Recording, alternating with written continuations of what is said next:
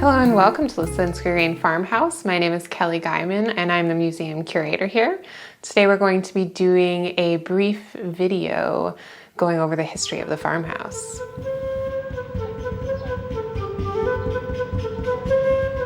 We'll start the video tour here in the front parlor. This room was really integral to the family life.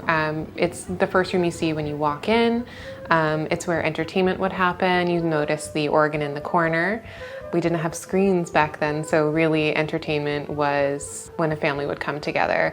So it's here that you'd play parlor games, which is where that phrase comes from. You would move the furniture because it's the largest room in the home in order to dance or have larger gatherings. The stove was also really important in this room to keep the home warm. All of the furnishings in this home actually are not original to the Selinskys, but they were donated largely by community members, and most of those community members were in St. Clair Shores. There are a few original pieces. You'll notice over here in the cabinet we have an original piece of china. That was from Ida Green. Over here we have a hair wreath, which is definitely a conversation starter. Today, human hair can make us uncomfortable, but it was actually really common to create art from human hair. Photographs weren't widely available to the everyday person, so you had hair as kind of a way of remembering loved ones. And you also didn't really have a Joann's or a Michael's. You would create things with what you had.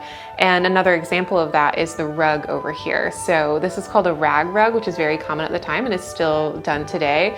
And it was made from scraps of clothing that were found. So very sustainable kind of way of living, largely out of necessity. And that's the parlor. And now we will move over to the children's bedroom.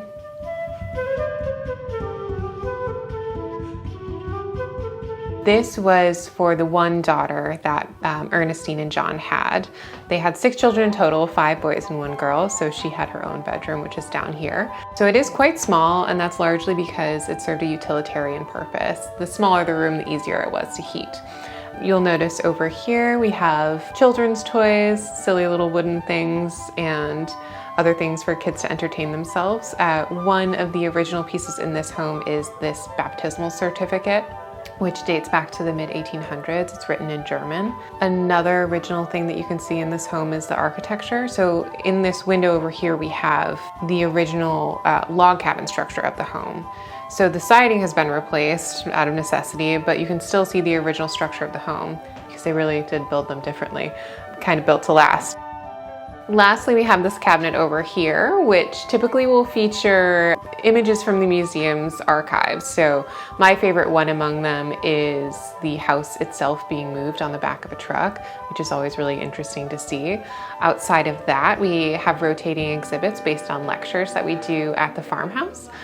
So those are always new. We rotate those. We try to have at least 3 or 4 in a year, so we hope you can make it to one of them.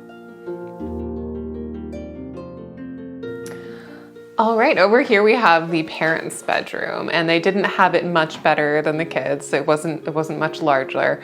So over here we have the washstand that would be used in the morning and in the evening. There's this idea that people really smelled bad in the 1800s, and by modern standards they probably did, but they didn't completely neglect their hygiene. They did care about smelling good, and they did use women mostly used perfumes when they would wash up in the morning and the evenings. Over here we have the mattress where the parents would sleep. The bed is smaller by modern standards. It would fit 2 full-grown adults, and the mattress itself is quite uncomfortable looking. It's very lumpy, and that is because it was often stuffed with hair, sheep's wool, feathers, really anything that could be used as stuffing. Again, it's whatever is available to them that make use of. All right, and that's all for the parents' bedroom. We'll move into the kitchen. So this was really the heart of the home. This was often the warmest place. So in the winter months, it was really integral to stay warm. And this was where the food was being cooked. So the stove was pretty much always running. And the stove itself is quite interesting. So Detroit used to be the stove capital of the world, actually. We sold and made more stoves than anywhere else in the world because of large deposits of iron ore in the UP. So we were massive manufacturers of those before we were of cars. So you'll notice that over here, this is over 1,000 pounds. The stove is incredibly heavy and not easily moved. And behind me here is a phone from the 1920s, so it's about 100 years old.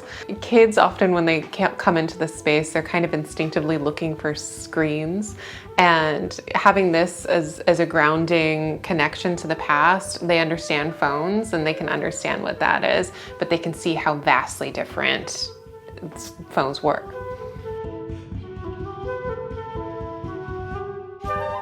And now we'll go explore the museum's garden. All right, here we are in the museum's garden. The museum's garden was designed to pay homage to the original occupants of the home, who were subsistence farmers.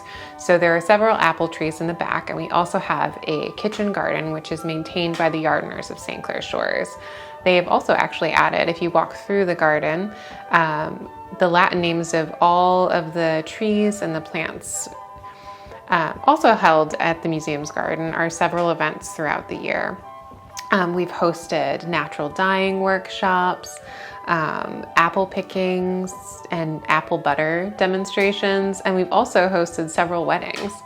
So the museum is available to rent. To see the upcoming events at the museum, check out the library's online calendar or the library's newsletter. Thank you so much for watching this video. If you'd like to be further involved at the Selinsky-Green Farmhouse, we are always accepting donations and we are always looking for volunteers. We are located directly behind the library. In closing, we invite you to take a brief step back in time and immerse yourself in local history here at the Selinsky-Green Farmhouse.